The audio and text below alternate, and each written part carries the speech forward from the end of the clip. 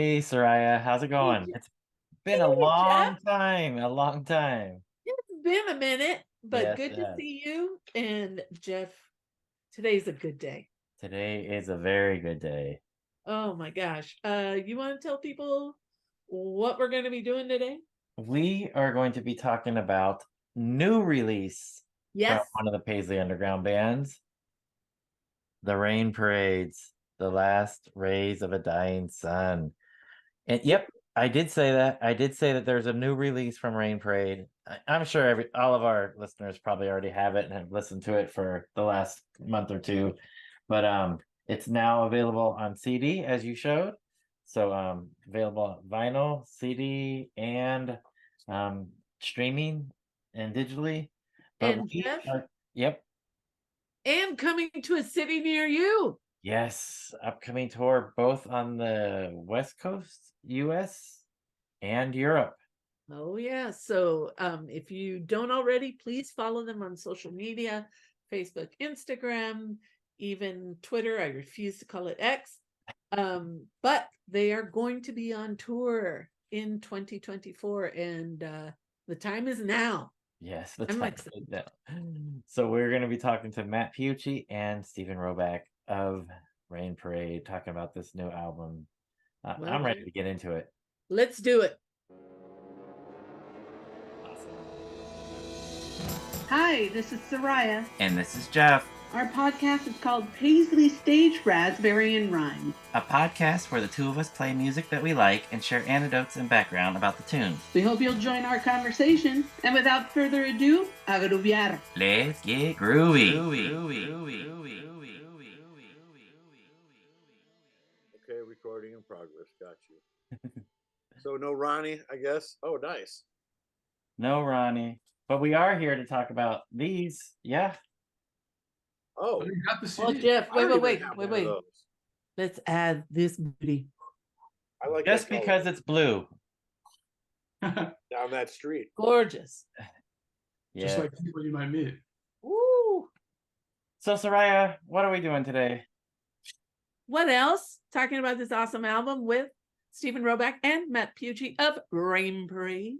Yes. Guys, Hey guys, Last Rays of a Dying Sun. Thank you guys for coming back. you bet. sure. Thanks for having us. Or did Jeffrey get more verbiage than Soraya? Sorry about that. It's, Yeah. that's all right. I recognize some of We those don't compete. Looked scribblings. up that nice picture by Emily. Yes, we wanted to talk Beautiful. about that. That's a good starting point. Can we talk about where this cover came from? Sure. Emily Wick is a buddy of ours that she lives in Oakland with her significant other. They're not really married, but they might as well be. Brian Brooks. He used to do. It's not Hello Kitty. It's one of them. Their things. What's Oh, the name of that one he does? The graphic novel. Anyway, doesn't matter. He's an artist. She's an artist, and you should check out her social media pages. There's like a ton of these bubble pictures. Yeah, she has a that whole one series of bubble photos taken in with different lighting and different imagery. It's mostly just at night. I think most of those colors just come from inside the bubble. I don't know how she does it exactly, Yeah, but well, they're great. some of it picks up the background, but I think she uses flash on some of them not. But they're great. Yeah, they're really interesting. so they're actual photographs? Yeah, that one is a little different than most of them. I don't know. Most of the ones she has are like at night, Okay. or in a black studio. I think. No, we haven't. If you've seen on Spotify the singles that we released, there's another two pictures that are hers. One with sort of like looking out at a roof, and there's a bubble up there in the sky. And the other one's like Angel twilight floating over a house. Yeah. It's released with our the digital single of Last Race of Dying Sun. I don't know if I can show you those. Maybe. Then we have another one that she took, which is similar to that one, that for Angel Sister for that single. Nice. So, oh, it's going to be impossible for you to see that because this is a. Because you can't see it. Yeah. I can't. Oh, hang on. Damn it. Well, I'll keep trying. Hang on. So was she commissioned to do these, or did you guys just like her Well- artwork and ask to use it for this? We saw them. Let's see. Yes and no. Wait, I got to get. I can to show it. my screen. Would that be okay? Yeah. Or- Okay, hang Yeah, on. I mean, much more civilized way of doing it. But less psychedelic. Yeah, totally. It kind of looks like an angel. That one. So she's a great artist, and she's a buddy. We like her. Really super nice person. It says host disabled participant screen sharing. So maybe we'll table that for now. Anyway, yeah, look on Spotify. It's cool. Imagine a bubble floating over a house in the dark. Yeah, if you look at if you go to, I don't know if you guys are Spotifyers, but A little bit. anyway, well, check out Emily's pages. There's a ton of cool stuff. She's a great artist. So that's where we didn't commission. I guess we didn't ask her to do it. We saw that she'd done a bunch of these bubbles, and then we saw this one, the one of the album cover, which was different than the other ones. We just thought it was very sort of like 1971 Pink Floydian, and it's funny. We'll talk about this later. We're playing in Spain, and somebody reviewed the album, and the guy's like, "This album's great, but it's the worst album cover in the history of music." Oh wow. Okay, well, no, it isn't. I guess he's not a fan of metal, right? The Pink Floyd album either. So, Steven, are you able to share at this point? It says yes, I am. I It's switched not- something. Cool. Can you see that it? one? Yeah, that's another Emily. Oh yes. This Oh is my gosh, that's awesome. digital single. And Isn't the moon in the other one? No. Whatever. It's fine. And then wait, and then there's The Angel Angel- Sister one. Angel Yeah. Sister. Oh my gosh. Those are both by Emily Wick. Yeah, and that's not treated at all. That's her photograph. And it's Yeah. just it's really 'Cause she's evocative. cool as hell. So it seemed to work. And it was kind of keeping with the theme of the larger bubble. So Nice. Right. Yeah. You Anyway. know what? She told me on the cover that orb. Excuse me. Sorry about that. I forgot what she said on the actual cover itself of the album. It isn't what you think it is. I thought it was the sun and it's not, or I thought it was the moon and it's not. But since I can't remember, never mind.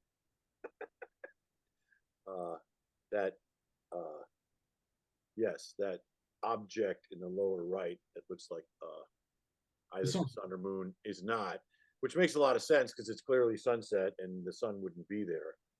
I don't know what that is, but it's cool. We Very cool. really, really like that picture a lot. It's funny, we had another one that is like a blazingly bright, just close up of the orange sun. And when we were on tour, we were considering using the other one. And so we showed all the guys in Dream Syndicate. They're like, yeah, this sun one. Then Vicky Peterson looks at it. She goes, nah, that's too on the nose. That's too literal. She goes, this other one, the bubble. So Huh? she didn't decide for us, but that seems a little bit more distaff than the masculine one we didn't use. Yeah, this one kind of slowly emerged as being kind of iconic in a way, if I may use that word. It's and it's really grown on me over Yeah. time. I like it a Yeah. lot. I guess that is that Angel Island? Not really sure. In the San Francisco Bay. I'll have to ask her. But anyway, yeah. No, I think that was on the East Coast, I think. Oh, it is? Okay. Yeah, Well, whatever. Em's a great gal, Yeah. a great artist, and we're happy that we could use it. Yeah, that's great. Thank you for sharing those, Steven. Okay. I thought Sure. for sure it was like an AI image or something. I didn't realize it was an actual Oh, that's for real. photograph. Yeah, Wow. actual photograph. Wow. All right, Soraya, we got past the cover. Yes. How about let's delve into there were some really interesting, not just sounds and songs, but you had some great guest performers, people who helped put this whole sound together. The Moore brothers, the Peterson sisters. Talk to us a little bit about how that experience was of bringing these people in. Was that just something that organically happened, or did you have people in mind? Well, definitely had people in mind. We had places in the songs that kind of needed background vocals, and we wanted to have people whose voices we knew were great involved in it. And it's really fun working with them all in the studio. Of course we know the Petersons. Speaking of Vicky Peterson, they came in and did backgrounds on Angel The Patterson sisters. Yes, referred to. I'm sorry, I don't know if you saw that. I don't know. This is some stupid review of the Paisley Underground. They refer to them as the Patterson sisters. That sounds like Some something I child would wrote it who had no idea what they were talking about. Anyway, Journalistic malpractice. yeah. But anyway, so we brought them in and they did the backgrounds of Angel Sister. Obviously, that song called for having these kind of angelic harmonies and backgrounds. And it was just really fun working with them in the studio. It is very organic because we were just bouncing ideas off each other. And Well, yeah, and when we did the 3x4 stuff, those guys, gals, whatever, Vicky and Debbie came and sang. And they're just such pros and just the nicest people in the world. And it worked great. So they're like, well, why not? So they sang on Angel's Sister, which seemed logical, and they sung on Cherry Love, which also seemed good. Debbie was super beat. She'd been traveling. We were almost trying to get them on another song, and they're like, "No, we're toast." But so it was great. And then the Moore brothers, we turn you guys onto them. They're just, I don't understand why they're not singing on every record that ever comes out. It's pretty funny. Jim Hill was really dubious about bringing other people in. We're at a studio here, and those guys show up, and he hands me a guitar, and I play for like 8 bars, and he goes, "Oh, okay, go on in, you guys." I mean, they were, and they sing the same one as Peterson sisters as well, and also on Green, which is pretty great, and also on Bring You Back. They did 3 songs, and that was great. And then the other on the Left the Fire, we had. well, that's different people. Yeah, there were more people. Tell that story. No, are you waiting for me to do it? What's that? Okay, well, Stefan's brother, his name is Marcus Blake, and he sort of like a zealot. He's like, I swear, he's taking a picture with every rock person in history.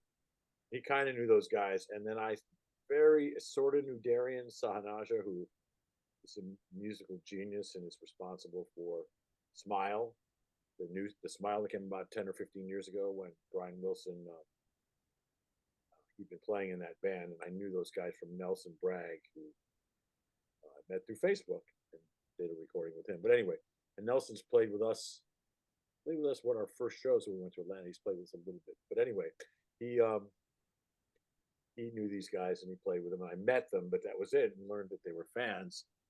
And I'm like, freaking they all played with Brian Wilson. Correct. Darian and Rob Bonfiglio, who's married to one of Brian's daughters. Carney Anyway, Wilson. I beg your pardon? Carney Wilson. Yes, ma'am. Yeah. That is correct. Yes. And I'm like, hey, Darian, you want to sing on our stuff? He said, yeah. And I'm like, because he's just a beast, and what he did was so great. He sort of directed it. I sang what I thought should go there, and they did that. He did that, and then a little bit more than that too. On like Left the Fire, if you're, as Derek C calls it, Amsterdam headphone guy, hashhead, he calls him, who like listens to psychedelic music after smoking hash and headphones, but the way he answers stuff back and forth on either side is, at the end of that song, is just super cool. Then he sang on Forgetfulness a little bit, and on Couldn't Stand to Be Alone. So there's, so I mean, half those songs have other people on. Not that John and Derek a little bit, and Mark Hanley, they also sing, as does obviously Steven and I. I'm not really sure why we did that many. We just did. We didn't see the recording of anybody's other than the Petersons and the Moore brothers. We didn't. We weren't even there when Darian and those guys did it. Yeah, Jim Hill sort of produced those vocals. You went to Jim's place. I just sent him. I said, "Sing this," and they did, and made it better. And that's when Jim had his place in Los Angeles before he moved to Nashville? That's correct. Okay. He's now in Nashville. Okay. Although he will be up here in a few weeks doing pre-production with us, Nice. which will be on the next thing. Yeah, we'll want to talk about that in a bit. Yes. So, when did you guys start recording this? It's been years and years since an official Rain Parade release. We know that there's been some Viva Saturn releases, there's been the Helene's releases, but for Rain Parade, it's been quite a while since Crashing Dreams. So when did you actually start recording this? Was it a couple years ago? When was the 3x4 stuff? That was 2018. Is that right? 2017. Whatever. But we started working on this after the 3x4, which I think came out in 2017. If my Time flies, man. I don't know. recollection is correct. But we started working on the material. We were psyched. We had a vague plan. We knew we had the material or some fragments of material that we could put together to create a full album. We had tons of material. But then the pandemic hit. And that was kind of a mixed blessing. Obviously it was bad, but on the good side is that we kind of had time to really focus and develop material. I miss it. What's that? He Not misses the the sickness, pandemic. but the quiet I miss. Yeah. We didn't actually go in the studios. We had kind of almost a full LP of stuff. I think we had like 13 songs, and we went in and we decided to record them all. So we booked some studio time. We're not doing that again. Yeah, we're not doing that again. I was 13 is too many at once. But we started tracking, I think, in 2021. I can tell you In fact, exactly it was like Thanksgiving 2021, so just about 2 years ago. Oh wow, okay. Yes, because we ended up. Wait, today's December 1st. I think the last day was today.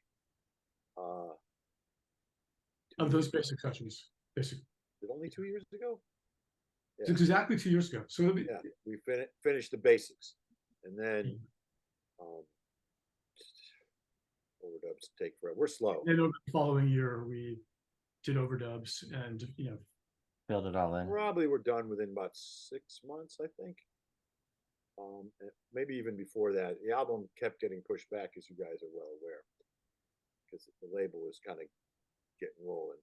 This is one of their first acts. They have a few more now. Yeah. I would say it was a really productive year and a half though of recording and songwriting, and it was really enjoyable to be arranging music again and recording it, be back in the studio. Yeah, we got to really dig in. Once we had the basics, we didn't torture them too much. Some of them we tortured. Some of it tortured Jim us. did. Some songs were really had to be whipped into shape, but we don't usually pursue. This is a Dan Stewartism, but don't worry about the problem children. Devote your time to the ones that matter, that are working. We didn't feel like we had any problem children. Some were harder than others, and we had to really kind of work on them. For instance, Sunday's Almost Gone went through several permutations to get to where it was today, and that's a super old song anyway. Well, that's a song that evolved over time. That was one that just kept rearing its head. It stuffed it into the closet and it kept crawling out. So we figured we should do it, and pretty happy the way that turned out. Nice. Well, we had a thought, if you guys are game for this, we wanted to see if we can go through each song track by track and just throw out a little nugget about each song, if you guys are game. Sure. All right. Well, We're game for whatever you guys want. You're like you're our number one fan, so we're all all right. in 1A. So Stephen, we have to start off with you then, with Angel Sister, which we know was supposed to be a Viva Saturn track, or was a Viva Saturn track at one point. Can you talk about Angel Sister? Yeah. Well, that was a song that is a song that actually was recorded originally with Viva Saturn, a different version, slower and maybe not quite as good sound quality. But that's where the basic idea was formed, and we were considering whether or not to release that track or to re-record it, and then we couldn't find apparently the original master was lost, so we didn't have the quality high resolution recording to release. So kind of against my better judgment at the time, Matt and Jim and the Jim and I band. bugged the shit out of him about it for about a month or so until he finally acquiesced, and then we did. Yeah, I wasn't sure about re-recording it at all, but they convinced us to give it a try, and I'm really happy with the results. So it's a kind of a different take on it, a little bit more energetic, some different harmonies, because the Peterson sisters added their own melody lines for the background. And the Moore brothers. And the Moore brothers. And me and you. There's a lot of vocals on there. Yeah, I mean, it's And essentially the same song, of course, almost faithfully, but it has a slightly different feel, more energetic, I think. Yeah, I thought the other version was cool. I liked it. We worked on that a lot a long time ago. I've since forgotten what we did, but I know we worked on it a lot, and we liked what we ended up with, but it wasn't really recorded on the best. It was like it's on an ADAT, just a little brittle. Yeah, it was a sound quality thing, and not losing the original master right. So we couldn't remix it or anything. So we decided to do it again. We got Jim here. We might as well do it, and I'm pretty happy the way. Kind of inspired by Revolution. There's the slow version. Yeah. There's the couple things we didn't quite get that the other one has, but 99% of it is pretty faithful to that. So Stephen, what inspired you to write this song? Is anything in particular, either lyrically or musically? Well, like I say, it's about a girl. No, it's about more than that. It's kind of the imagery. It is kind of about a girl, but it's also kind of about the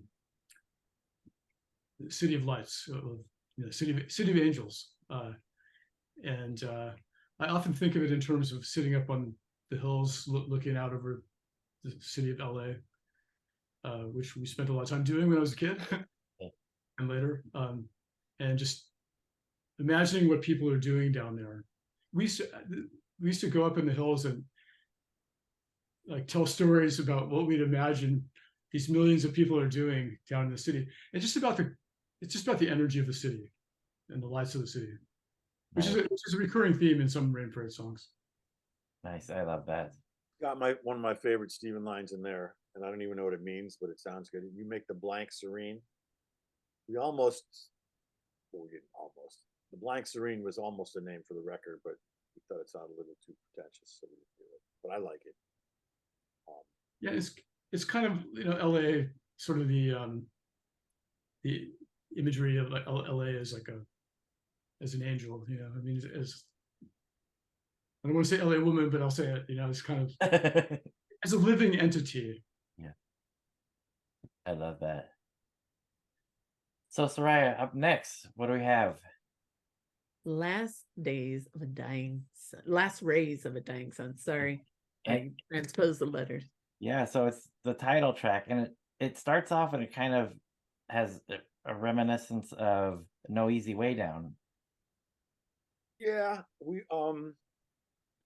it's kind of funny. Things kind of fold over back on themselves. After hearing that the guy from My Bloody Valentine and the guy from Riot heard that stuff, like really liked it and wanted to use it. It was like, okay, yeah, all right. And then wanted to do it a little happier kind of thing. I got that going.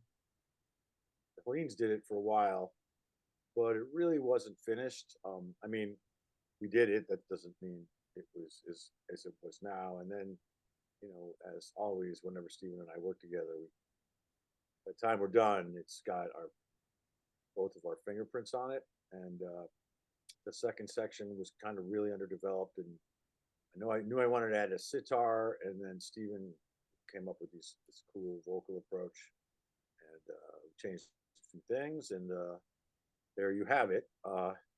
Wicked guitar solo in the middle is Derek C. By the way, that's cool, and we're very happy. I'm sorry, Stephen. No, I was just complimenting the guitar work by both you and Derek. It's really yeah. John plays some sweet guitar too. He doesn't play lead so much as that sort of watery Leslie guitar that is his theme for this record, which he used quite a bit. Well, I was playing down at Jack Watterson's shop. Jack was playing drums and Derek was playing guitar, and I played that song. They're kind of like, okay, Derek, take a shot. He did, and I'm like, holy shit, okay, you're gonna do this. Yeah, I really think the guitar work is on the next level, both in terms of the guitar lines and melody lines, and the sounds, and the combined sort of personalities of Matt and John and Derek. It's to me, it's just phenomenal. It's an embarrassment of riches. I mean, we really. Obviously, John and I have played together a long time, but throwing Derek into the mix, he ain't no slouch, man. He can play guitar. No slouch at all. And a guest performer on this one, on tabla, right? Mina Makijani. Yeah, Mina, it was the Peterson sisters' doctor, their parents' doctor, I believe. And when we did the 3x4, we saw that she had played. And the tabla isn't super loud there. Most of what you hear is this weird thing that Stefan played. I forgot what it's called. That weep weep stuff. It sounds like a tabla, and you can hear the tablas too. They're cool. It's made out of ceramic or something. It has, I don't know. Stefan's got like a bazillion percussion instruments. He's every bit as good a percussionist as a drummer. He plays a ton of. There's a ton of stuff on there. There's even there's this app that a sitar app that I found, where you can punch in any key and it just goes or whatever, like does a drone. And I sent that to Jim, and he actually used that too. Although there's a real sitar as well.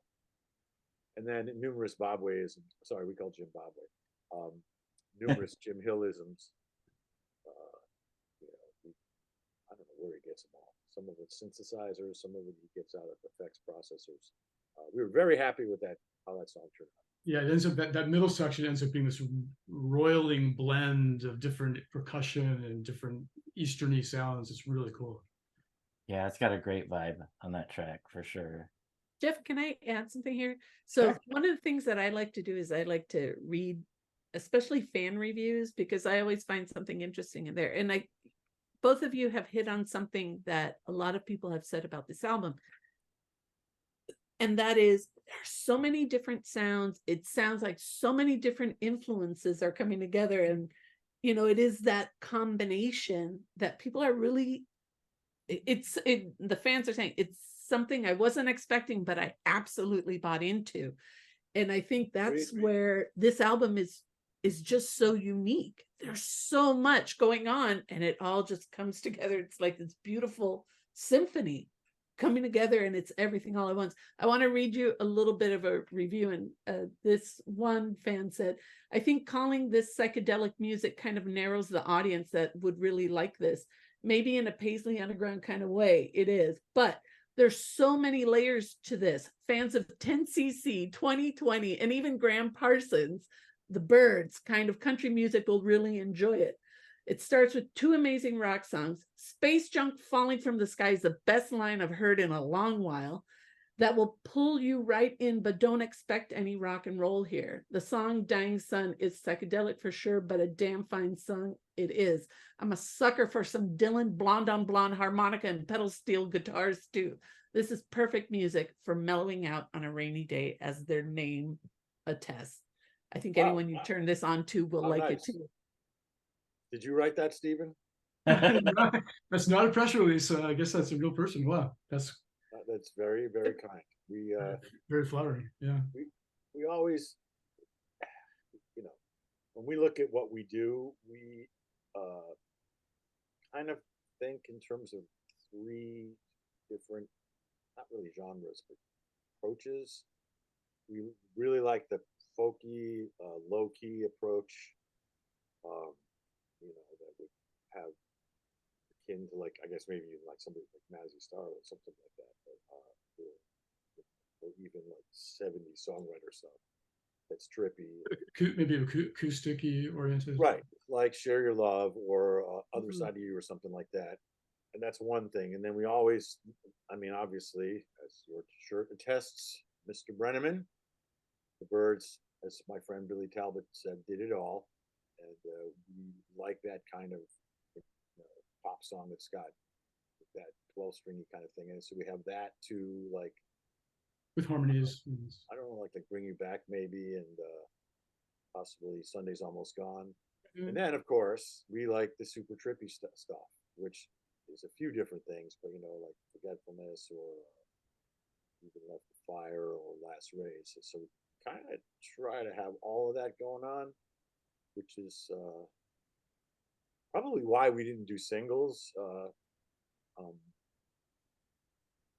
this until it was done, because we kind of didn't want to put one thing out there and have it be just that.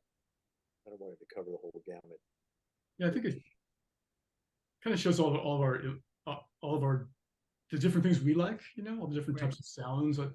But there is a, you know, there's a consistency between them. They're kind of, we really love kind of that vintage guitars, you know, 12 strings and 6 strings and acoustics, and the way they kind of all come together is consistent. There's like a sound that's carried between the songs, even though the songwriting might be different, or even the style. You know, like one might be more rocking, the other might be more down. There's still different elements that sort of thread through all the songs. Yeah, they definitely all tie together, I will say. And there's so much going on throughout the record that it definitely keeps me as a listener very interested and glued to my speakers, because there's so much is going on and from song to song. But I think you make a good point, Stephen, in that there's definitely something that ties it all together. It's not like you're not listening to like a compilation where it's a bunch of different bands. It's definitely all Rain Parade for sure. Yeah. It's kind of Although mid-tempo. There's a certain, you know, feel through it all too. yeah, No punk and no reggae, no, but everything else. no, I don't Not expect. that there's anything wrong with either of those things. Although, yeah. All right, so next up, Couldn't Stand to Be Alone, which I think that you guys did something a little bit different with this one than you've done on any songs before, in my opinion. But Okay. and I like it. I like it. What is that thing that is different? I'm not sure what you mean. I don't know. I don't know if it's the vibe or what, but it has, to me, like a little bit more country than. It's not a country song by any means, but to me, it has more of a country feel than I've heard from a Rain Parade song. Well, not to bore Soraya to tears, but you could sort of relate to this. If you take if you take the bigger strings off of 12 strings, so you only have the high ones, 6 strings, but they're all the high ones. That's called Nashville tuning, and that's kind of an old. It's an old trick that people use in Nashville to kind of fill out a guitar sound, give it like brightness without having so much going on like you would with a 12 string. So I did that to one of my guitars, and I liked it so much I had to go out and buy another it that way. That was, at least that's what I told my wife. It worked. And I started doing some finger picking way up high. And what's cool about it when you do that is that the middle, the G string is actually higher than the E string, Oh, right? Because on the 12 string, the G on the 12 string is the G that is above the E on a regular guitar. And so when you do that and you pick, if I played that song on a regular guitar, it wouldn't sound the same. And I like that. I think Hanley was over here. He showed up, and I'm like, dude, turn on your tape recorder. I got to record this. And he did. And Thoman said that sounds like a music box. So he called it the music box song. And then that came pretty quickly. And then even though it's pretty sparse, we did kind of put a bunch of stuff on it. Mark is playing my harmonium. Steven is actually playing bass, but he's playing it on an acoustic guitar. It's not a bass guitar, even though it's a bass part. oh, You probably wouldn't know that it wasn't a bass, and well, right now It's a little different sound. I mean, it sounds more like a high. Well, not. It doesn't really sound like a bass. It's a bass part, but it's right. But it's lighter. Yeah. I did put a bass on it, but that's like soft and very simple and just on the bottom. It's in a higher octave too. I love what Derek played. I love what John played. Beautiful slide. Derek played this gorgeous, washy, watery thing. is that a tremolo that he's using? Yeah. He plays a lot of tremolo on this record. It's kind of turned me on to it now. Now we have new amps, and I use the tremolo a lot more, and it's probably because of him. That we didn't have them for this, but still, they're almost exclusively Fender amps. I guess Derek has an amp thing, but anyway, This is really the like the way that came out. We worked on in your backyard during the pandemic. That's true. And Steven's at one end of my porch, and I'm at the other. And then it started raining. In like July, was it July? I think. Yeah, I think so. Really strange. Like as usual. I mean, I had most of it, but Rob dove in and helped me make some of the words better. And I don't remember what else. That was pretty much a Matt song that I have to. Well, but that was your inspiration. He was my George Plimpton on that one, as he always is. And there you go. And Darian's on that one too. He sings. I think that's just him. He sings beautiful. The Oz or just beautiful. They're beautiful things. So were you thinking of a band or a sound in particular when you wrote this song? No, well, not so much. Jim says it sounds like Genesis, which bummed me out, but Whoa. Wait, but what era of Genesis? He means like Lamb Lies Down on Broadway. I saw those guys when I was a kid. I thought they were terrible.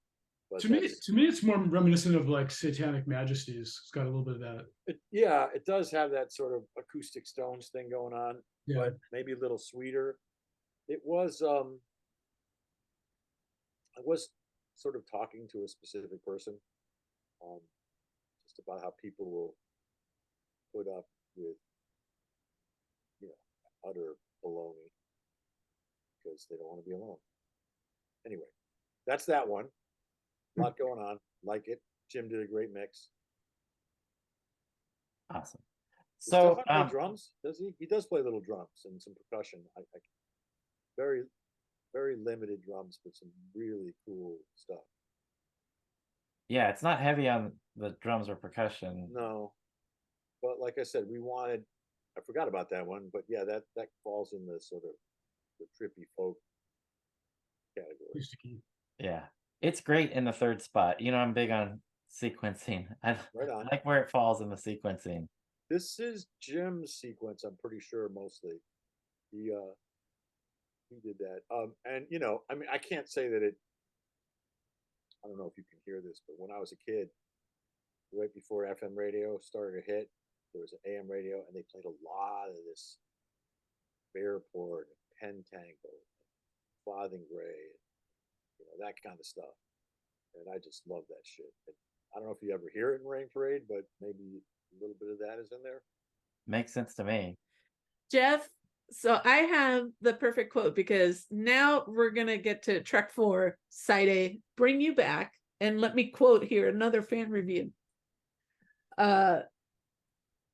Bring You Back is touching, brilliant, and most of the songs here on the album are substantial, a rarity on releases these days, but touching and brilliant.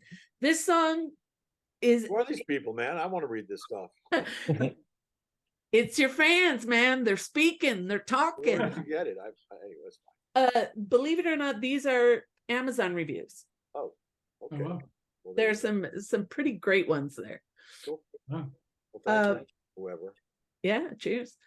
So, Jeff, let's talk about this brilliant and touching song, Bring You Back, which also has this great back and forth of the vocals. I mean, there's so much in this song. It's to really dissect it is, in just a couple of seconds is not good, but Well, this is sort of my angel sister, if you will, in the sense that I didn't want to put it on there, but Stephen kind of bugged me until I finally acquiesced to do it. He really championed it and got behind it, and thank you, because I like the way it turned out. It's a little poppy, but that's okay. And what you're talking about, Soraya, this is one of those songs that kind of, I mean, I had the guitar riff, which I swear I thought I stole from the Moore Brothers, and I'm like, did I steal this from them? They're like, oh, we don't know what you're talking about. I'm like, okay, good. And then the middle section, the Miss You So Much Now, that was a song that Stephen had, a completely different song. And I can't remember what the rest of that other song was, but it's since been cannibalized. It's lying out in the backyard like a bunch of hillbillies, junky old cars, I think it was just, I don't think it was in a completely separate song. I think it was just a complementary idea that was kind of inspired by the original sort of verse. Well, anyway, I didn't have anything to do with that. Changed a couple chords here or there, maybe, but that's Stephen. And one thing that we like doing and did probably more on this record than we ever had was sharing vocals. Like on Last Raise, Stephen sings that middle section. Yeah, that's what you're referring to, like the trade-off of the sections? Yeah. The one thing about the song, I'll just chime in and say, yes, this was a great guitar riff and hook that Matt had. And he's like, nah, this is just pop. This is just garbage. He was actually really, he wanted just to throw it away.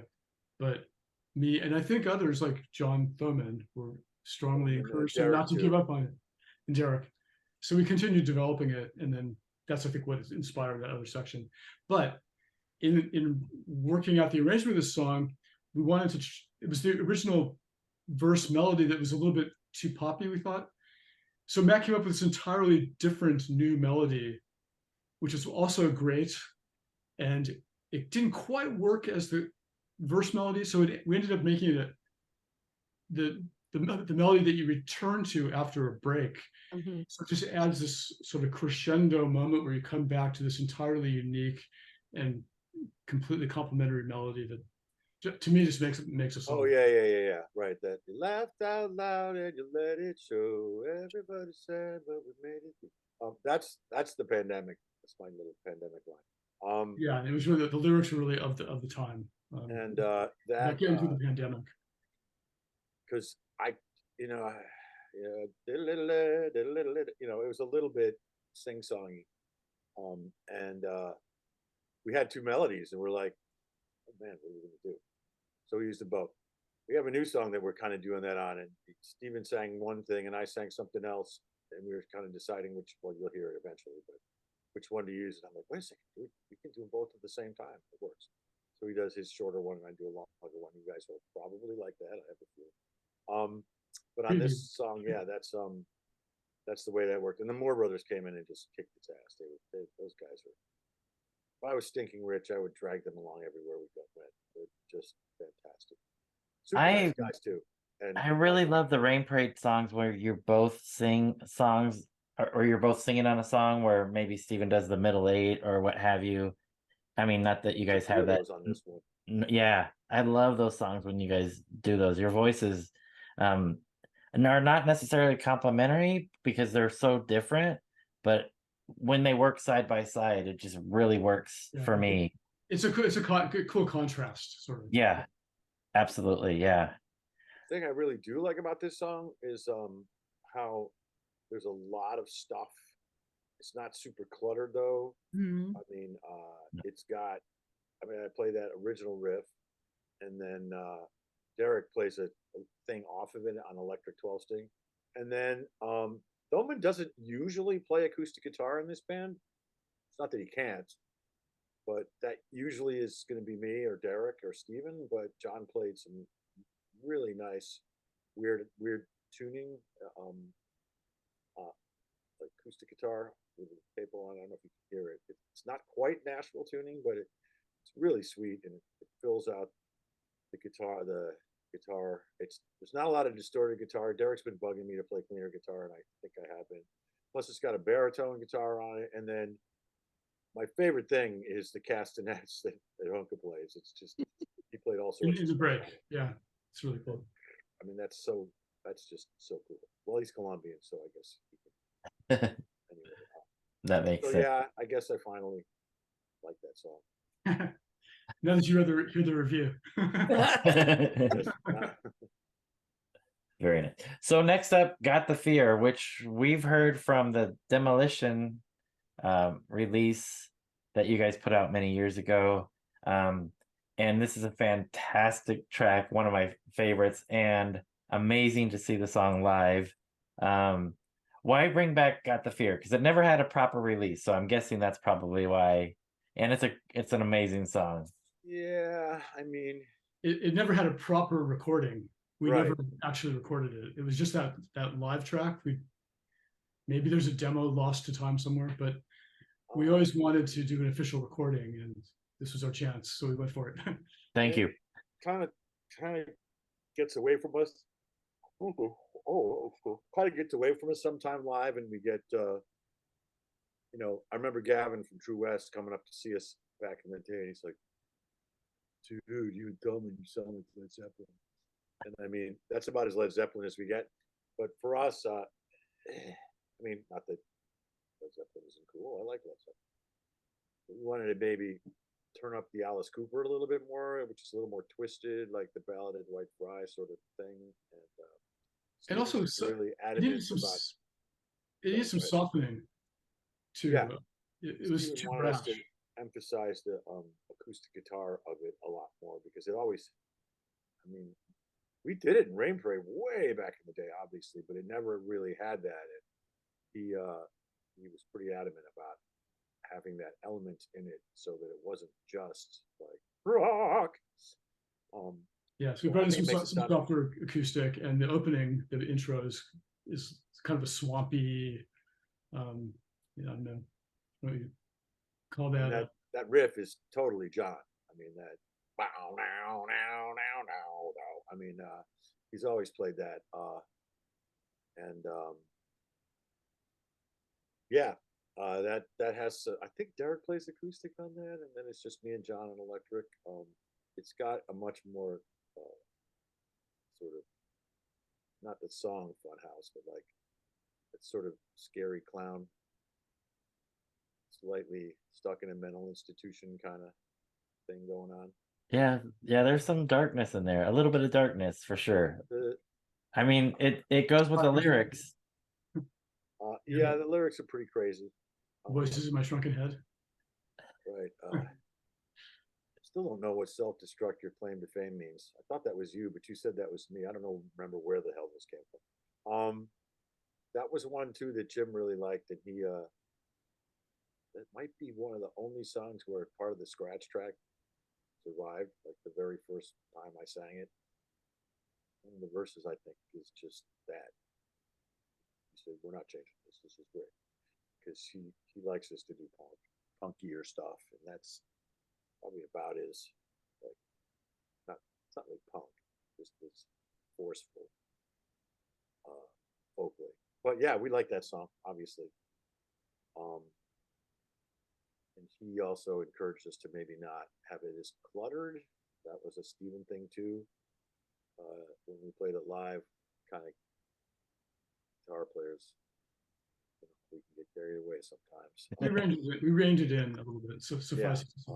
And I think it serves the song well. Yeah. Honka obviously wails on it too. Stefan plays great drums. And of course, I mean, the bass line is killer as always. Steven, kind of, we were losing that. The bass line that is. That's kind of where the song was. It's a very built good on, bass line. that And melody. when sorry, go ahead, Steven. No, it's just, saying it. It's kind of what the song was built on originally. It's like the that melody line. That was what Steven came up with back in the day, and we were kind of losing it because there was too much guitar going on. So dialing back, I didn't really play as much as I used to. I'm just doing more like full chords. And I think I even used, Eric's Jazz Master. I played a little bit of that too, even though this album has so many freaking guitars on it, Jeffrey, you would not believe. I've seen pictures. I've seen photos. There's that photo that you guys took up above. I think. Oh yeah, that's not all of them. That doesn't have John's guitars in there either.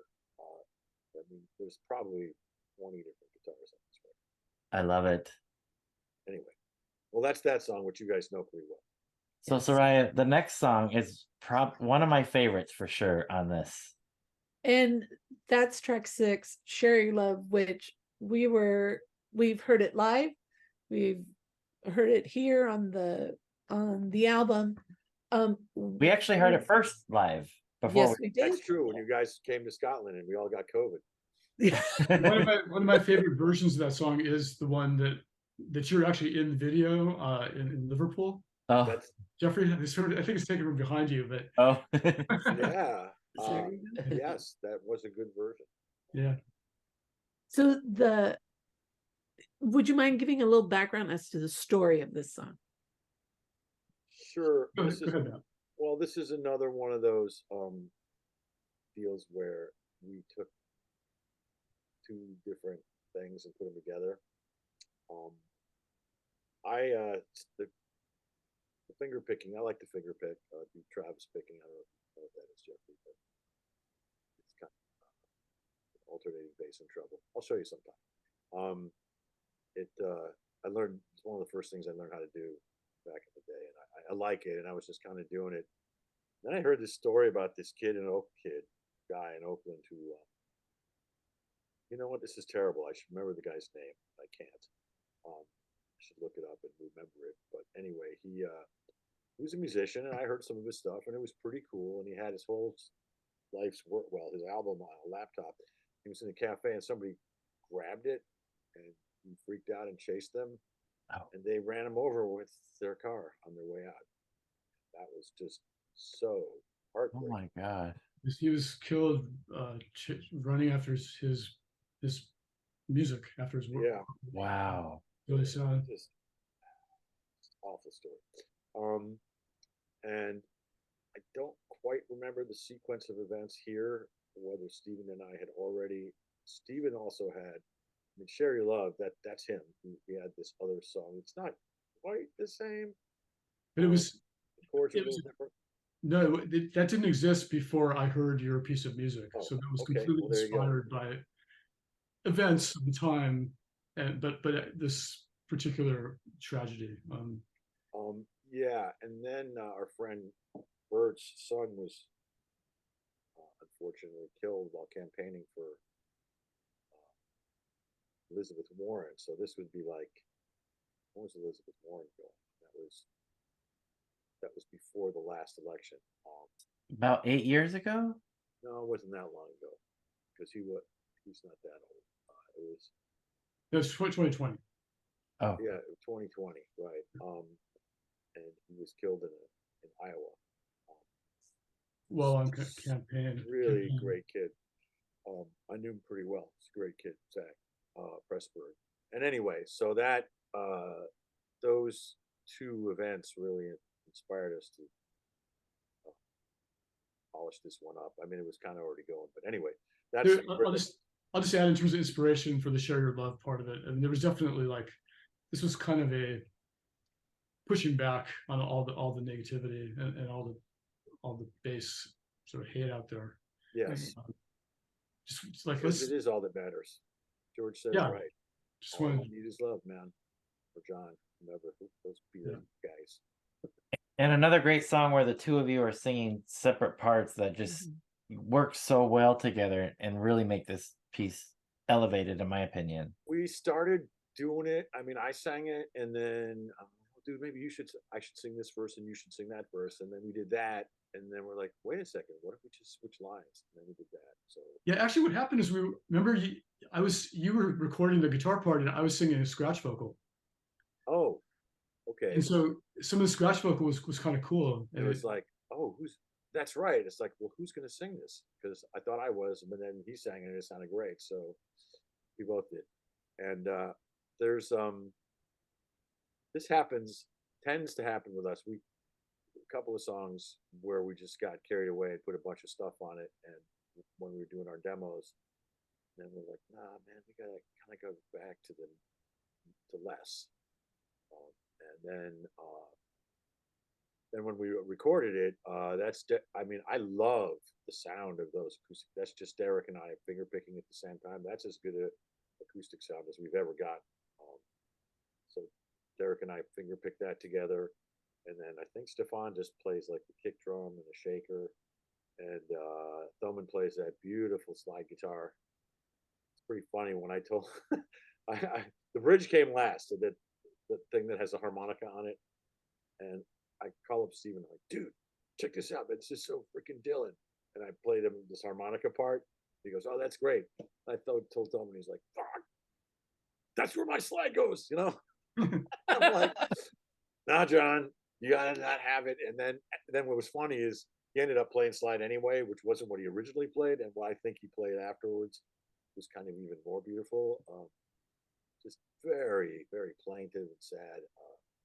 I call it the Doppler slide. Doppler slide. Because it sounds like it's kind of whizzing past you. Yeah. Mixed in with Cowboy it's kind of like Bill kind of thing. evocative, yeah, like evocative kind of being on the road, like So we even vehicles had going it. by. We originally had it with the three, me, John and Stephen and I and Mark singing, and then it was just too much. So then once the Bangles had came in and sang, Bowman's in there too. He has a nice part that he threw in. So now it's kind of back to where it is. When we do live, we have three vocal parts. But that, I guess, has 5. Because you don't say no when the Peterson sisters are going to sing on your song. No. They were quite enthusiastic about that one. They Yeah, and that really vibe. that was a perfect female touch for that. It kind of needed that distaff element. They needed the Angelic Sisters. They sure are. Yeah. Good again. They're great, man. I love those guys. They're great people. Anyway.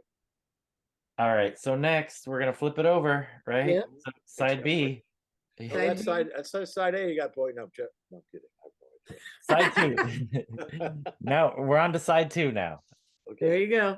All right. And lead off track is Sunday's Almost Gone. And again, these beautiful harmonies and this harmony of sound in this and personally, my favorite part, besides the happy, is the guitar freak out at the end. There's like all sorts of guitars and themes and sounds. That's my favorite, one of my favorite parts of this song. Cool. Yeah. It's just, it brings it to a different level for me. We call that the Who part.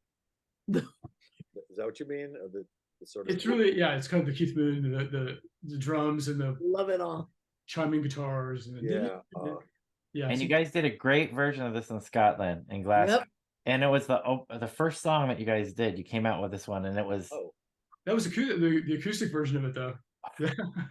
so good. Electric guitar, but yeah, gosh, I don't know. We have too many songs for our set now.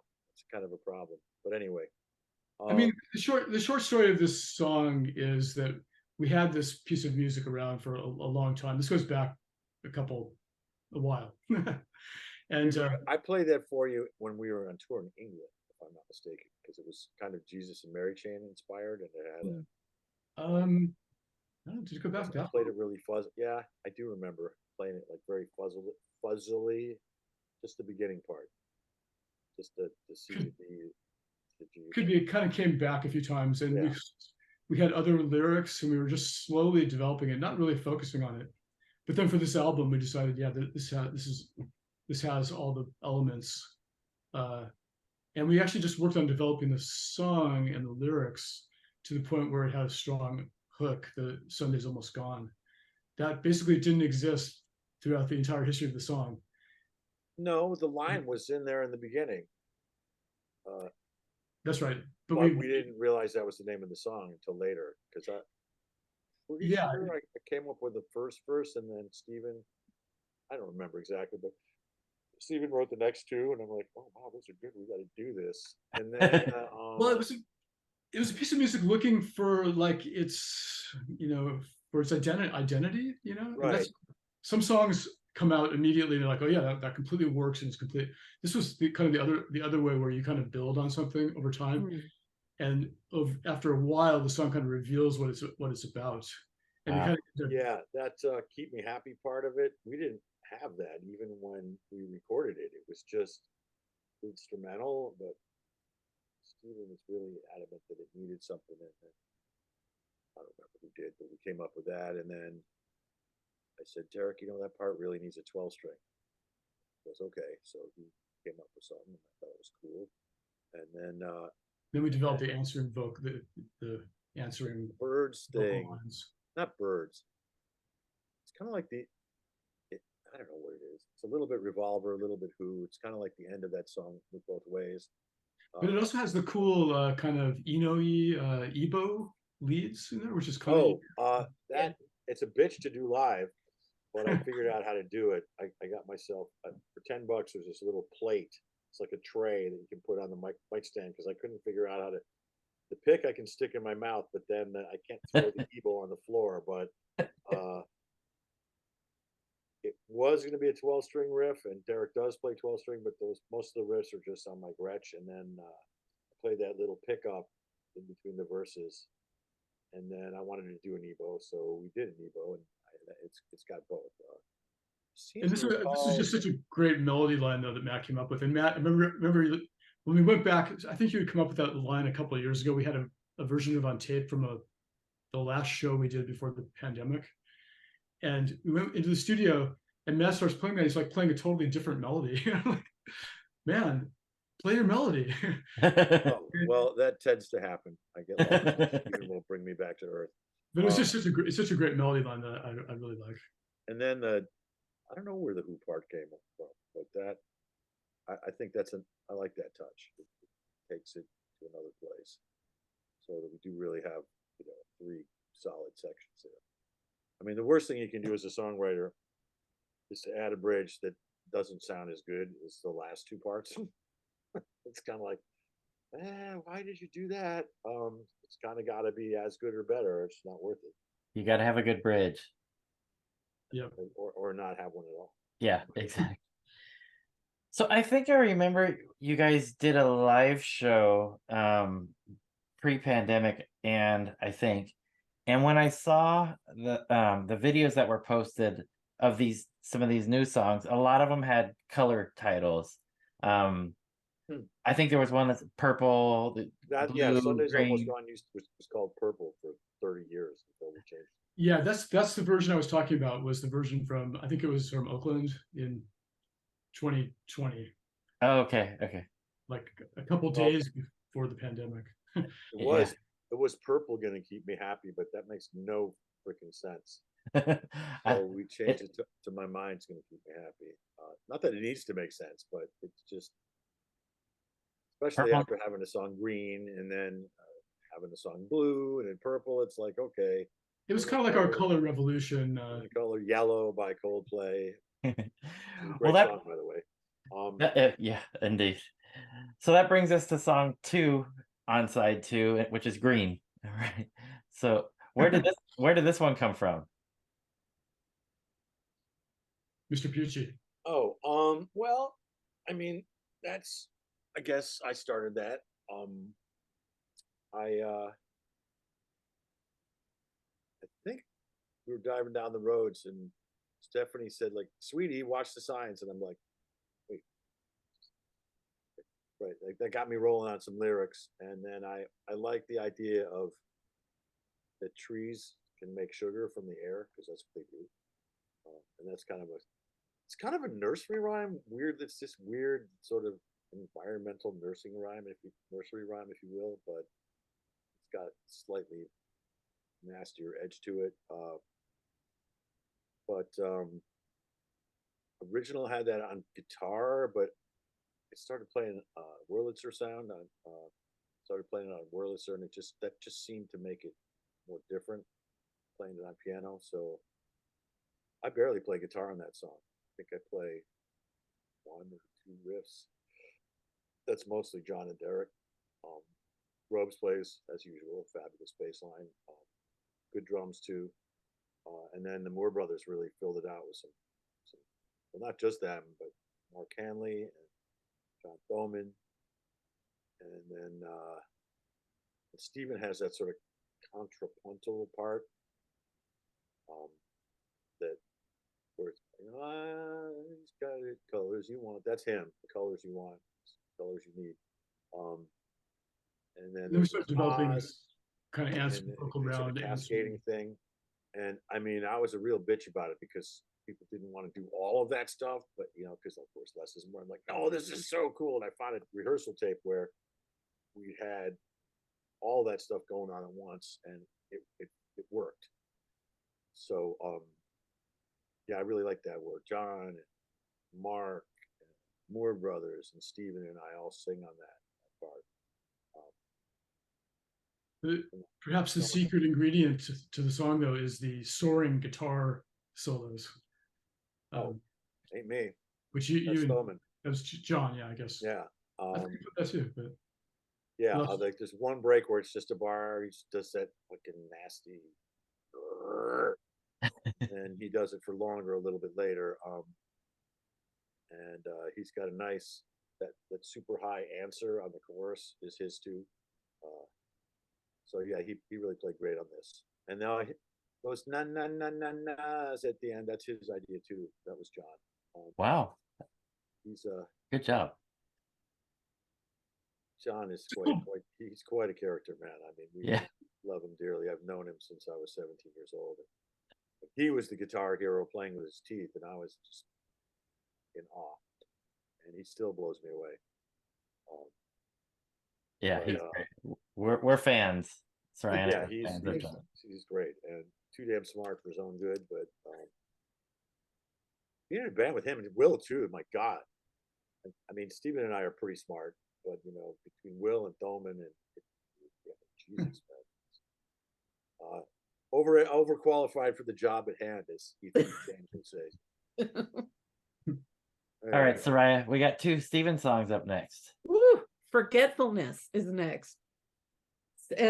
Talk to us a little bit about the origin of this. That was an order by my wife for us to have another trippy song. Yeah, actually, responded to a request. And I, when he played it, I'm like, oh my God, the lyrics are so good. And I'll never be able to say opium like Stephen. It's not in English. I don't know what freaking accent that is, dude. It's not a valley. It's Roback. English. It's Roback. Purely Robackian. I'm sorry, it's your song. Talk about it. Well, no, I was just gonna say this is one of those songs, like unlike Sunday's Almost Gone, that just kind of came all at once. I was playing this kind of bass line at kind of at the request of Matt's wife Stephanie, and she didn't write it. She just told us we needed a song. A type of song, man. And it just kind of all came out at once. It was raining. There had been a very I don't say violent, but pretty serious storm that was ending kind of like a thunderstorm. And the clouds were clearing from the bay, because out of our window here, I could see the San Francisco Bay. Oh, wow. And that kind of inspired that first line about see the sun as it hits the ground. Because I was literally watching the sun hitting the ground and exploding. And then I was thinking about sound, and it kind of just all came together. lyrically. And then it kind of took on this theme of forgetfulness, which to me was kind of like the blessing of being able to forget certain things. Of ignorance is bliss in a way, in reverse. It'd be horrible if we remembered everything. Yeah, it's just kind of thinking back on things and kind of how, well, I'm so glad that I don't feel as bad about those things as I once did. How you kind of get over it. And there's a little bit of like, maybe like in the word forgive, forget, it's a little bit about forgiveness too, kind of, but more about forgiving yourself and forgiving whatever person you had illusions about or had illusions about you, kind of just forgetting the bad stuff and forgiving. So it's also kind of like, it's about kind of letting go. it's about In other words, it's about Matt. That's right, Jeffrey, as is everything. It worked out really great when we started playing. I mean, like Steven said, sometimes you got to really massage things. So like right from the get-go, I mean, I had this harmonic thing that I did, and then John did his little watery guitar thing, and then Derek did his like guitar, and it was open enough for all that stuff to fit together. Very, very cool.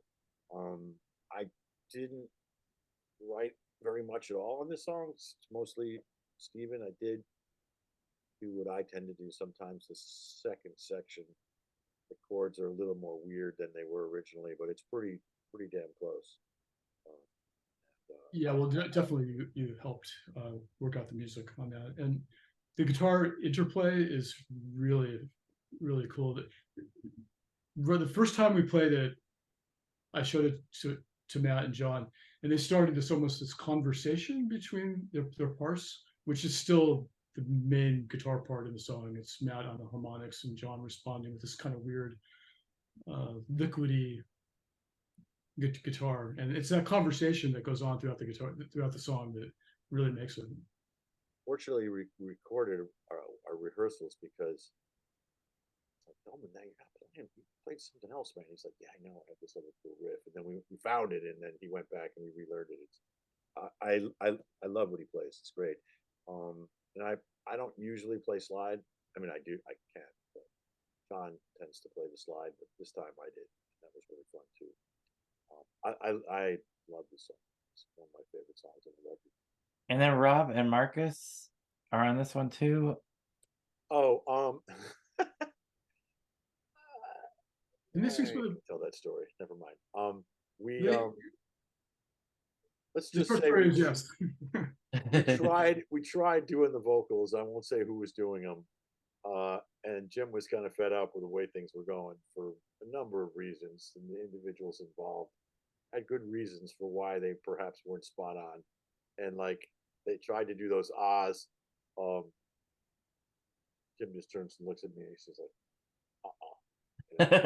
spent like 10 seconds on him, and that was kind of the original inspiration for those guys in the Beach Boys would be great. Let's see if they'll do it. And the funny thing is, after it was all said and done and we were doing credits, Jim's like, those guys didn't sing on that song. I'm like, no, god damn it, Bob Way. You were the one who didn't like the way we did it, and we got them to do it. And he's like, oh, really? Okay. So yes, that was Darian. It may just be Darian. I'm not sure. It might be Rob Bonfiglio as well. But they just, I mean, it was very flattering that those guys, particularly Darian, he gets what we do. He really liked it. That's so great when you can find people who get what you do, and you don't have to, it's much better to do that than try to talk people into doing things. And who's the Frankfurter person? Oh, Arya was in this sort of prog band. We teased Stefan about it. Called Azigza. They were actually pretty cool, but we called them Hobbits and Fairies because there was this review in one of the local papers about their band coming up, and the starting line is, okay, Hobbits and Fairies, come on down to You know, the guy, the guitar player wore like a robe, and you know, there's a lot of weird time signatures, and they had a sitar. Anyway, Arya is a very talented guy. Not to get too off the track, but that song "Water" of the Hellenes, all that cool, all of that string stuff is him. Uh-huh. And we wanted to use him again. He doesn't. He didn't. You can't hear it that much, but it's in there. What are we talking about? Forgetfulness? He's not on that. It's credited as arranged by the book. Mhm. No, it's arranged. Well, we gave Darian credit for arrangement. That's more not for that song. That's more for Left the Fire, because he really did some different stuff. And that's Darian. That's Okay. not Arya. Arya plays strings on Other Side of You, and there's a little bit of that of cello in the in Left the Fire, which are the other two songs. All right, Soraya, where are we on this album? We're Well, getting now we're at the second to last on the second side, which is the other side of you. I love this song, and I love the sequence of the song being second to last. The penultimate song. Yeah. Oh, excellent use of the term. Yes. Yeah. And one of the things that I really like is how this song is bookended by the acoustic at both sides. It like starts and then ends, and or at least this is out, I'm the dumb one here. And I don't know Not at the all, dear, not at all. technicalities, but it sounds acoustic. Am I right Yes. or wrong? Yeah, no, You're that's correct. correct. It was the song was kind of written, what you hear there, that acoustic guitar part, that was the song. And the vocal melody was built on that, and then brought it to Matt, and Matt helped develop the sort of the chorus section, and that the vocal choruses, and then there's that change, the Other Side of You change with the sort of soaring electric guitar that runs through the melody lines there. So again, it was like a real collaboration ultimately. But yeah, but the song itself was kind of built on that acoustic picked guitar part. I love the imagery of the title. What was your thought process on the lyrics with this one? So yeah, I think the only way to describe it is that it's kind of hard to describe, but I kind of it's kind of like what I wish. I don't know if I've said this to you before, maybe we talked about it before, but it's kind of what I wish someone from who's no longer with us, from beyond, would say to me. Wow. Sort of like what I imagine something comforting and positive and insightful, some being said to me, or me saying to somebody else from beyond to them, like, don't worry, it's going to be okay. Don't be sad, don't be scared. I'll see you. Over there. I love that. The pretty sure that's the only line I came up with was "The Other Side of You." The rest is Yeah, but even song title. well, that's. I mean, we've been at it. It's long. I mean, every possible combination of who did what is done before. That was one where we also kind of. John had this a very cool electric thing for this song, and it was cool, and we had I don't know, there's like a 50-second, maybe 1 minute sort of electric intro thing that we had going on before it. And we're just, after doing it that way for a while, we're just like, I don't know, man, we're kind of losing that innocent, open quality to it. So we ditched it. We actually, I think, did we actually record? I think we actually recorded it and got rid of it. I think we did a demo with it. No, I mean, it started with the picking part, and then we developed this other part that was kind of like an electric interpretation of the picking part. More grungy guitars, and it just ended up being too heavy, and we went back to the original light picking part. If it sounds like that approach is more in tune with the song lyrically. Yeah. I mean, yeah, you Yeah, it's a kind of an intimate get it. So we feeling. figured Yeah. that out. Obviously, you figured it out more quickly than we did because we were doing this other thing for a while. And John was okay with the part being scrapped. So he still plays it, and that's actually another one where he doesn't he play acoustic guitar? That he does. It is acoustic, yeah. I mean, we Does didn't use play that acoustic. particular electric part. But what was cool, I think, is with the way the dynamics of the song work. There's the verses, which is really low and intimate down, and then it kind of builds to this choral section, which is the chorus, where we start adding vocal harmonies, and that actually Right. that took some work to It did. We get over. stripped that down too. We also started. So you think about songs, if you don't build it, if you don't layer it properly, you sometimes get to a point that should be the dynamic high point, and you're already there. So the only thing you can do is take stuff away from what's happening before, because we were doing that answer. We had a pretty. It gets to the part where it's a pretty complicated answering scheme of please don't be sad if you that John and I are answering Mark and Steven. Mark is singing with Steven there. It's low key, but it's there. And then John and I answer them at the end. But we took it out of the beginning too. We just, got out the scalpel and started cutting away some of the fat. We really got, that's a weird song too, is the only thing with the way we had to do it was because for technical reasons, you would understand this, Jeffrey, that when you're playing acoustic guitar, unless you're Dylan and you're going to sing right there and right then and that's it, you can't really sit, at least we don't sing when we're playing acoustic guitar. And Steven has that beautiful finger picking part that he does. So Derek sang the scratch vocal, and then Steven went back and did, and Derek never actually played anything on the song, but there's a little bit where this vocal gets stretched out and it kind of goes, ah. That's Derek. That's his contribution to the song.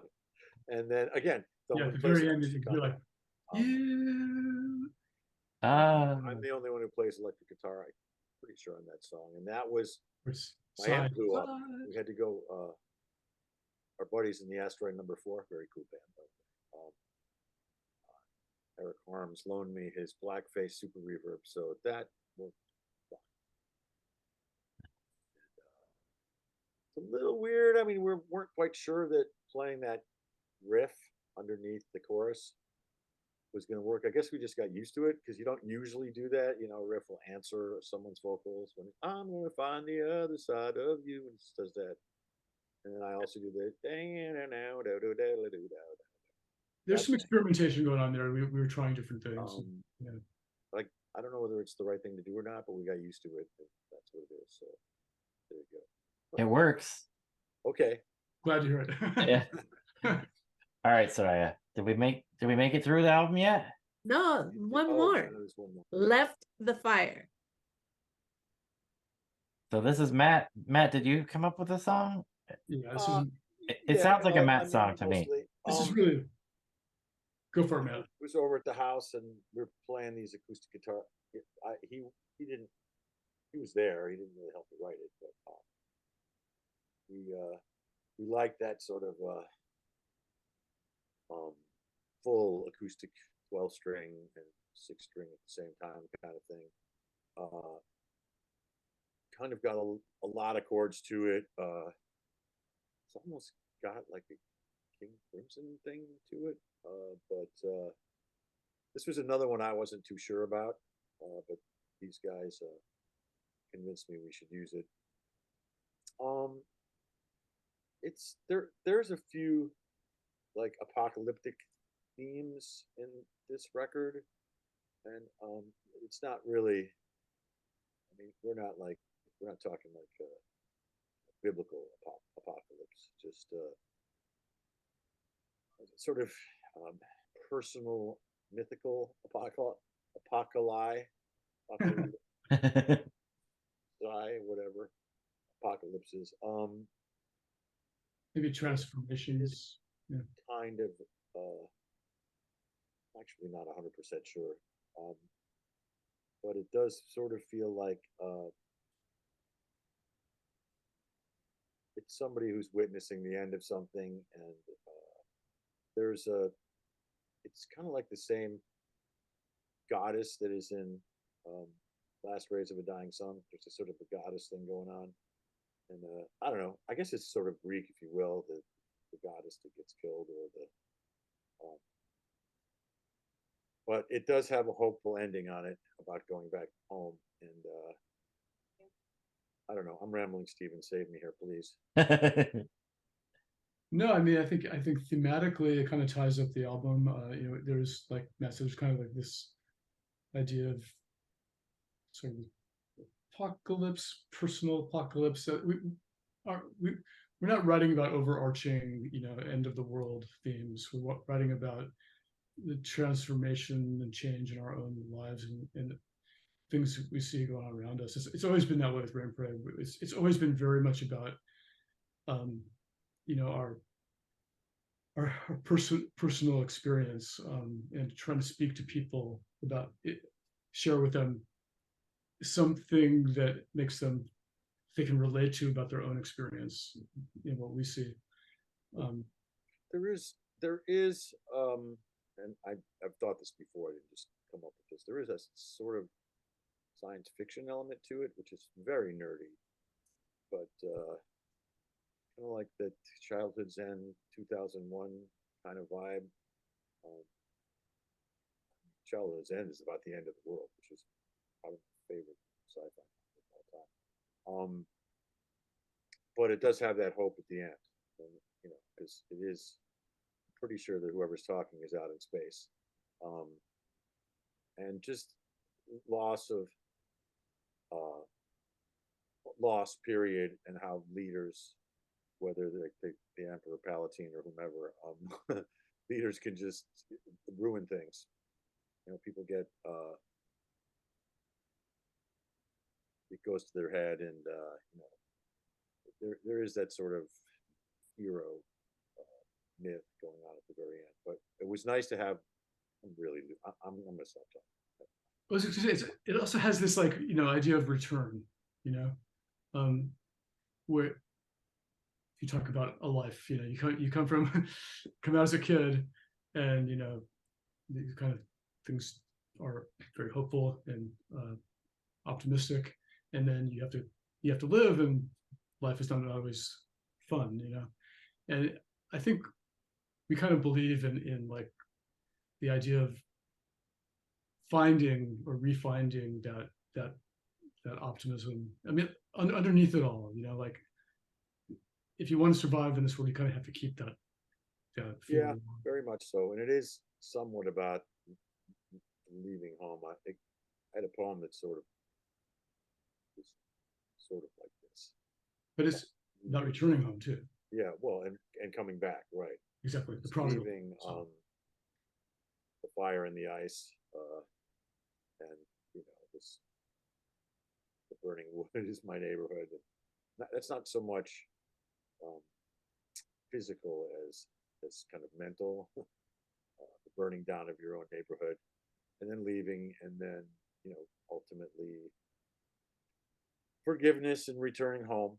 I think that's probably about as close to what it is. But you know what? It's whatever you think it is, because you're the one who's listening. Well, There's a lot of we're drawing on a lot of imagery there, but yeah. I think at the end, it's kind of almost, I don't want to say like it's almost like theater, like I don't want to say opera, but it's kind of, it's definitely not musically opera. Yeah, that's it. Yeah, But absolutely. it kind of draws on all this imagery, this sort of universal imagery of returning and leaving and change. And check out the lyrics. Yeah. Frankly, it's a bit pompous, but hopefully not too. But there are some very cool vocal harmonies in there. It kind of comes to, got some grandiose instrumentation, like very thick. It's got the whammy bar, Gretsch, and the thick 12 string and all that stuff. And Derek played some. He plays the acoustic. We also played some mellotron on there, which is mixed in with Aria's cello, and then of course John's slide. Stephen played some cool bass, and then what Darian did at the end was just beyond my wildest dreams. I really love the way he answered those vocals at the very end, and it is kind of a good way to take it out. Yeah, I was gonna say it's a great ending track, in my opinion. Back to our star. Back to our star. Yep. So there you go. Right. Uh, Exactly. That was well done. way too long. Sorry. Yes. Thank you for indulging us. Yeah, it's a fantastic album from start to finish, and it's definitely been worth the wait. And like we were talking about earlier, it goes through a lot from beginning to end, and it definitely holds my attention as a That's full cool. length. So fantastic. So it sounds like you guys are working on some new stuff before we Yeah, let I you mean, go. Any yeah. hints about what's happening? Sure. Next year is going to be super, super busy. We are very lucky that we have found some insane people who believe in us and are very supportive of what we're trying to do. And they're helping us out a lot. We are going to be, I'm sorry, Jeffrey, we can't play the show next to your house. That's the one show we couldn't do because of people's work obligations. And also since, I mean, we're not complaining, but this isn't our tour. It's kind of exactly what we needed. We can work on our set and do a shorter one and support another band who's super cool. Third Mind is great, by the way. Fantastic. I like them. Yes. And a couple of pals in the band, Victor and Willie, great guys, great musicians. Anyway, so we're gonna do that. Going up north, back to Mississippi Studios in Portland, which we love, and to the Crocodile in Seattle, which is very historical. Last time we played, we tried to play Seattle. Didn't work out so well, did it, Steven? Oh yeah, that was. We don't need to talk about that. Oh no, we played with the wipers, and we blew the power out. We just. Oh, that. So, That was fun. Yeah, oh, that was a good play. well, I'll ask you later what we're talking about. Oh wait, I do know And that's we got the band, the never loudest band in the history of rock music. Yeah. Anyway, Anyway. So we're gonna play up there. Then we'll be playing around the Bay Area, which will be great. And then we'll be down at Pappy and Harriet's, and we're gonna play the Troubadour, that's really historical, cool place. So that's going on. We are going to. We've sort of gotten all of our stuff back over our 40 years of working together, and we are sort of fighting the idea that we didn't do anything for 30 years. I mean, you guys know we had the Saturn thing and then the Hellenes,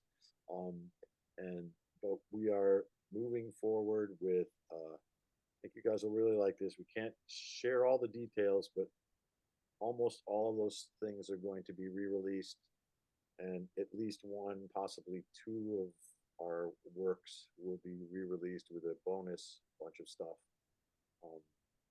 Probably both. Yeah. We're reissuing the catalog with some, right. I mean, you guys already have Explosions. We probably will take the extra song off because it doesn't really fit, and that Sad Eyes Kill thing kind of goes more with the Crashing Dream stuff. So we'll probably do some kind of Crashing Dream Plus thing. And then I think the EP will come out. That might come out before anything else. New song. The way I see it, we could have as many as 5 releases next year. Wow. And then over the next year, maybe not over the next in the next calendar year, but yes. Yeah. I mean, that's the plan anyway. We will be. Jim is coming up and Derek's coming up in a few weeks, and we're gonna really buckle down on our set, and then work on some of this new stuff we've been doing. And when we get back from tour, we'll hit the studio, and I hope we can do 3 songs. We'll see.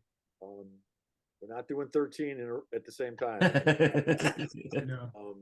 So we hope to release some kind of I don't know whether it'll be a 3-song single or EP or something before we go on tour to Europe.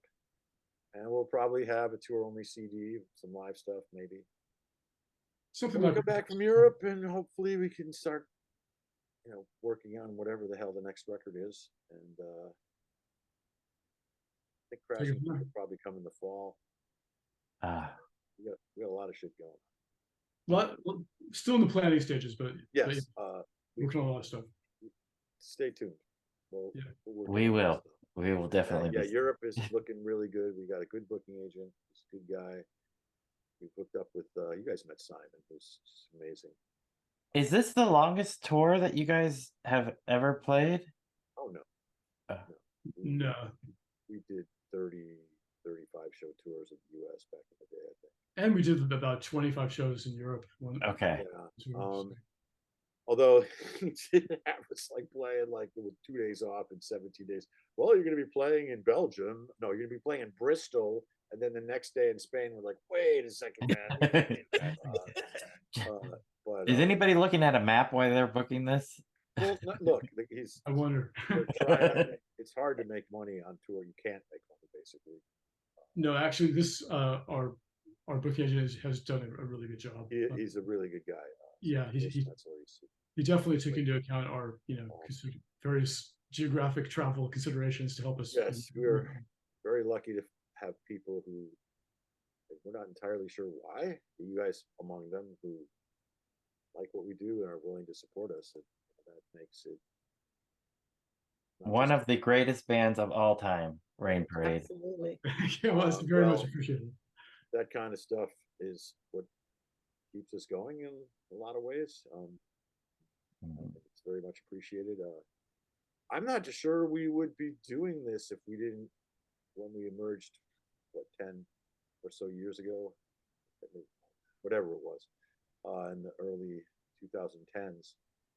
And we were literally stunned by the, and it's like, Jesus, people like this that much? Well, why didn't they tell us? I mean, we couldn't get arrested in LA back in the day. And we did okay in England, but I mean, we were just, it was so inspiring and rewarding and humbling to have people happy to see you.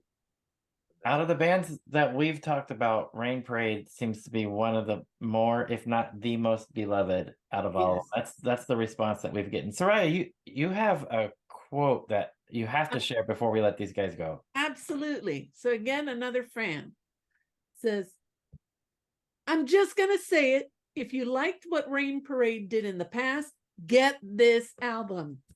You will not be disappointed. Sorry, Rolling Stones. This is what good music sounds like after years. I don't mind that song that McCartney plays on. I think it's kind of cool. Yeah, well, fortunately, we don't have quite as many years, but yes, AARP will not be sponsoring the tour. They're not sponsoring the tour. I do get letters from them. That's a very, very, very cool quote. Someone is calling me from Mexico. I don't think I'm going to answer that. Oh. Yeah, so I mean, it's greatly appreciated that people still dig it, and I think we still got, some miles left on us. Heck yeah. We don't move quite as slow, but well, I'm glad you guys like that. We were happy to hear that too. One of our old supporters, this guy Jim DeRogatis and Greg Cott, they were very nice. They go, well, we were kind of nervous.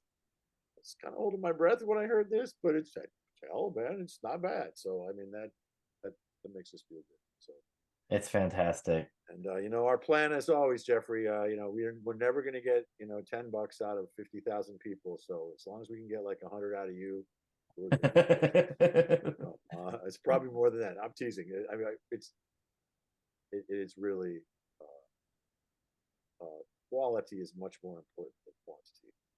Yeah, that's definitely. We love your podcast, your show too, and so it's an honor to be here. We really appreciate it. Absolutely. Thank you, guys. I like your band too. Your band's cool. Oh, yeah. So thank you. Your album right here somewhere. Thank you. Anyway, it's close. All right, you guys. All right. We'll stay in touch, Thank you. I presume we'll be seeing you in January somewhere. Yes, absolutely. Right. I'm hoping to go to the Pappy and Harriet's show. I love that venue. Oh, cool. It's not great to watch bands, but it's just a great vibe that place has. Killer barbecue too. If it's yes, great iced tea too. Nice. Cool. We'll see you there. Hopefully. Yeah, we'll see you guys there. Thank you for taking so much time with us. No sure. problem. Thanks for coming. Thank you. Take care. Love you madly. Talk to you later. Yeah. Bye. Love you back. All right, Soraya. What do we think of Matt and Steven? Okay, well, I mean, people already know. How many times have we had them on individually together? It's a lot. Yeah. And we have nothing but love, respect, and Matt just said, "Love you madly." We love him, man. We love them madly. We love the band madly too. Absolutely. But Collectively and individually. totally, absolutely. Jeff, here are some takeaways from this. It seems like Rain Parade is just getting started. Yeah. And I like how Matt said we can't talk too much about it, but then he dropped these nuggets. I mean, you and I have hoped for a re-release of Crashing Dream. Yes. But I think that was one of the first episodes we did. Well, not one of the first, but Earlier ones. Yeah. early episode with them where we talked about how much we loved Crashing Dream. And I'm trying to remember exactly. I just remember that they were together, if I'm correct. They were recording together and With Thoman, the three of them. yeah, and they Matt just kept saying, "We're not entirely," or something to the effect of, "We're not entirely sure why you love this one so much," and it's because of the story behind it. It's one of those albums that they wished had been treated or recorded differently, but that makes me so happy. But also an EP, possibly a live CD, and they're going to start working on the next LP. But this idea of some re-released albums with 1 or 2 bonus tracks, man. Yeah. I mean, first of all, this album, Jeff and I really liked it. We liked it when we heard the new songs on tour. Yes. And when we went through the EP that we bought at the show. Yeah. In, well, I don't know. Did you buy it in England and I bought it in Scotland? Or yes. Or maybe we bought them at the same time. I don't know. Yeah. But we really liked those tracks. And then when we heard the whole album, I mean, it's one of those albums that I play pretty often. Same. It's on my heavy rotation list. Yeah, for sure. And like actually this week, the song I keep pressing replay on is Left the Fire. So I like listening to that discussion about Left the Fire. Yeah. It depends on it, Jeff. It depends on the day, because I've gone through all different ones where I'm like, oh, I want to hear that again. Yeah. And the one thing I wish, but those things are so passe now, I wish I had a lyric sheet. Yeah. Because I replay a lot of songs to make sure I got the lyric right, that I heard it right. But what a great album. And I absolutely love hearing them talk about all the different influences and just so many different instruments. Like I really, when the three of you talk shop, I really feel like, I'm trying to catch up, but what impresses me so much is so many different instruments, so many different sounds. And, when I listen, I take notes the first time. And I thought on Other Side of You, wait, that on other, was it? No, sorry. On Left the Fire, I thought the sound was coming from like a pedal. And then Matt said it was a wah-wah pen. It was a wah-wah bar, a whammy bar. Oh. Is that what I wrote down? And so, yeah, I think that was it. And I go, oh, that makes sense. Like I just, I'm of the floor. I'm definitely, I'm bottom of the barrel and still learning. Not a musician. But it's the idea of so many different sounds. And I liked hearing how a lot of the songs went through just evolutions. Yeah. In sound and intensity, and who would have thought, Jeff? This was, I made a note to myself. Who would have thought? Because we have talked often about Rain Parade and the layering of sound and just kind of their, they really experiment with the sound. Who would have thought we'd be talking about Rain Parade and scarcity of sound, or like kind of dressing it down. Yeah. Cutting That to me cutting was back. wild. Yeah. Yeah. So when I've worked on songs, I'm not good at that part, like cutting back. Hmm. But I've worked with some people who are really good at that, and I can't do that at all. I don't know how people cut stuff out. I want to just keep layering and adding to Right. it. But yeah, the way that the way that he talked about it, that actually shocked me and caught me a little bit off guard that they actually approached a couple of the songs like that, and it makes sense. I mean, we hear the final part of it, and that was cool. That was some cool insight for me as a songwriter. Yeah. And then what did Matt say? It was over 13 different guitars, Yeah, no, I think even more, like more 20. than that. Yeah, I think you said like 20. There's a picture and there's of them. Right. I And remember that. yeah, and I think Matt's in the middle, and there's just all these guitars, electric and acoustic, 12 strings, all kinds of his Gretsch and But Jazz also, Masters and SGs, all kinds of stuff. he mentioned castanets. And Yes. I'm thinking, and I said, I got to go back and listen to that because I need to hear that one more time. Yeah. And I said, wait, what? And no one, Castanets on Bring You Back. yeah. And with Stefan's heritage, that's pretty cool, Yeah. I think. Look, there are some interesting sounds, and also just vocally, Darian Sahanaja, Rob Monfiglio, Vicky and Debbie Peterson, and then the Moore brothers. Those I guys mean, are fantastic when you hear their voices together. but again, Jeff, what are the things that I absolutely love in a song is like killer harmonies, and then Yeah. you bring these people in on different tracks, adding a dimension to that, and you hear these beautiful harmonies, and it's really this beautiful symphony of sound that you hear on these tracks. And so I think that's why this album is just so different. It's unique. But what was it that Steven said? It was the pandemic was good and bad. Yeah. Good because they had time to really kind of play with or explore where these songs had to go. And to know that there were 13 songs. I mean, obviously we're going to get those two somewhere. Yeah. Well, we did get one of those on the tour Yeah. EP. So yeah. So I think there's one track that we haven't Just one that I think we haven't heard. Probably. Yeah, I think so. Yeah.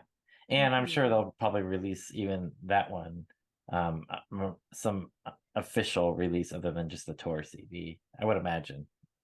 Who knows? But Look, and we got some new things on this album that I think we haven't heard on previous Rain Parade albums, and I think that's Yep.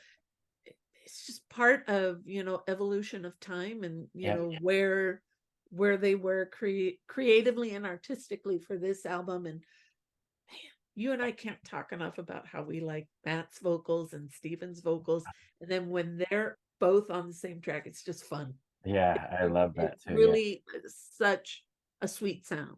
Yeah. And you described this album as being something that's fresh.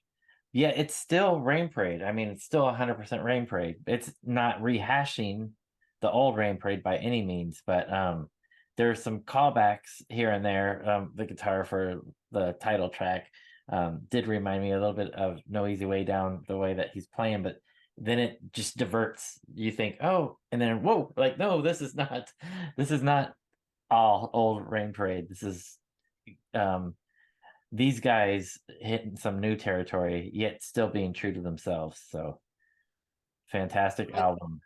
Just a lot of good music on this album. And if you don't have it already, if you haven't listened to it already, and the band was really good about providing access to it. I think on YouTube the whole album was there while the album was being shipped out.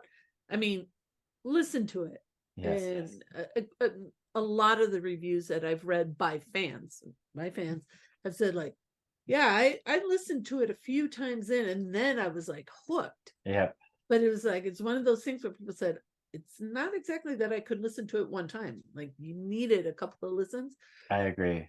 Look, this is a solid album, and I can only imagine what else is in the cooker. We're here for it. Damn. So good. They were so generous with their time, and I love hearing all these stories. Me too. And yes, I even love all the technical stuff because I learned. This is how I learned. So Yeah. I'll never pick up an instrument, but I'll know. I'll know the difference of things. But oh my gosh, Jeff, I think we need to end it. All right. All I right. hate it, but we gotta end it. All So right. mi gente, agruviar. Grew on, Paisley people.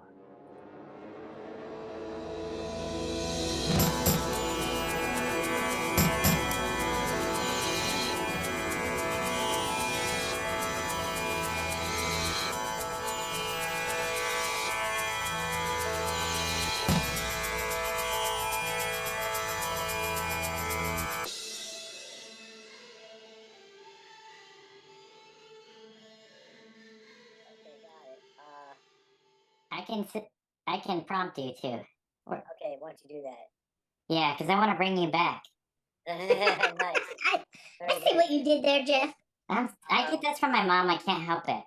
It just my mom raised us with these silly things. Okay. All right. That's still Osaka.